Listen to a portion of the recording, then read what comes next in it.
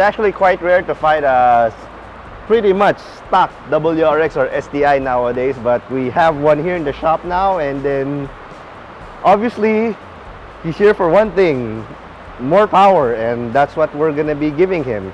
So we're gonna take you step by step on the things that are changed to make more power, and then this is pretty much applicable to any Subaru 2012 downwards, especially for the WRX, Forester, and STI. It's almost all the same components anyway. So we already done with the baseline dyno of this car. It actually is a little bit pretty powerful. It's about 180 to the wheel. That was a bit surprising because most WRXs we dyno are about 165, sometimes 170, but this is pretty surprising at 180. We already did an initial remap of this one and reached 220 horses, so that was also pretty good. And of course, owner asked what else can be done to have more power. So the things that we're going to be doing are changing out the intake. We're doing the front mount intercooler. We're getting rid of this very small top mount, and like every Subaru, we change out the whole exhaust, and we'll show you what we mean by full exhaust on a Subaru. And it's worlds away from what you see on a Honda, from a Toyota, diesel, or any four-cylinder.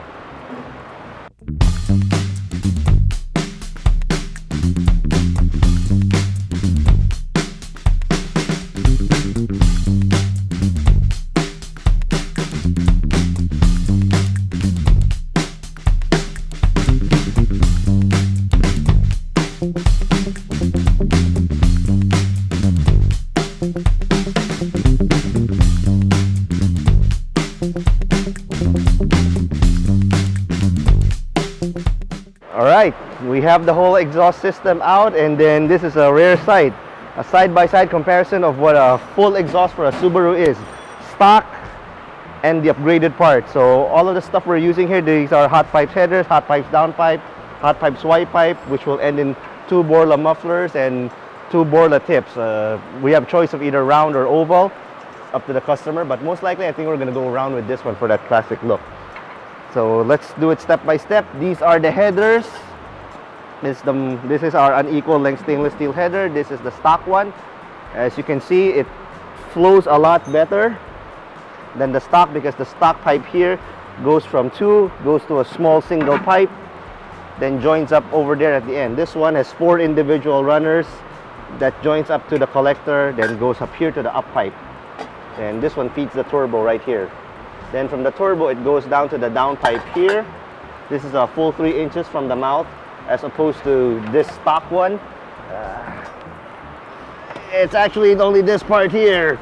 It's about 2 1/4 inches as compared to our bell mouth one. So that's all big. So that's a lot of flow right then and there.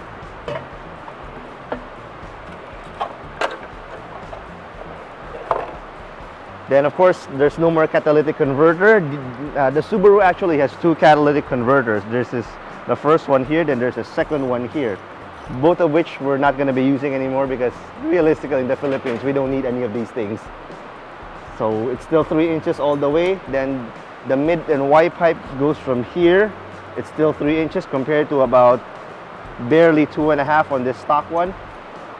Since we're doing the exhaust and what we want is more sound, we're getting rid of this square silencer, so that goes out of the way. It's replaced by a small resonator here to get rid of the drone a little bit.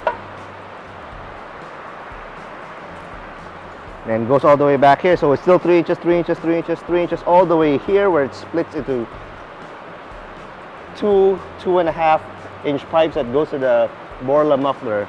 This is the stock Subaru muffler. Of course, it's built for quietness. It's not exactly built for performance. And you can see here the primary difference of the Y pipe section here. This thing is like barely an inch. As opposed to this one's 2.5. So definitely a lot more flow. No problem with exhaust gases coming out.